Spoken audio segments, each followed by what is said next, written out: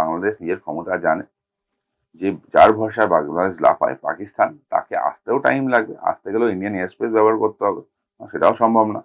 Indian মানে water water water এগুলো মানে ইন্ডিয়া কন্ট্রোলে যে এরিয়াগুলো আছে সেগুলো ব্যবহার করতে হবে, সেটাও সম্ভব না। হয়তো সময় এসছে এখন চিকেন স্ন্যাকটাকে একটু বড় করার, হয়তো সময় এসছে রংপুর এবং চট্টগ্রামকে মুক্তি দেওয়ার। রংপুর এবং চট্টগ্রাম প্রধানত হিন্দু প্রধান এলাকা, সেগুলো এই বাংলাদেশে থাকার মনে হয় যোগ্য না, তাদেরকে আলাদা দেশ করা বা তাদেরকে ভারতে অন্তর্ভুক্তি করার। আমার মনে হয় প্রসেসও সেরকমই চলছে, কারণ আর্মি অ্যাক্টিভিটি যেভাবে বর্ডার এলাকাগুলো বেড়েছে, আপনারা জানেন হাসিমারা এয়ারফোর্সের মানে বেসটা আছে। ভারতবর্ষ বেশ কিছু রাফাল ওখানে রেখেছে, প্রচুর arms and ammunition and missile Bharatvarsha already deploy করেছে। বাংলাদেশের সাথে ভারতবর্ষ যুদ্ধ পরিস্থিতি নেই, কারণ বহুদিন আগে একটা কথা বলেছিল বিএসএফ, যে নর্মালি যখন যুদ্ধ হয় বিএসএফ তাদের পোস্ট ছেড়ে দেয়, ওখানে ইন্ডিয়ান আর্মি কন্ট্রোল নেয়, বিএসএফ পিছিয়ে আছে।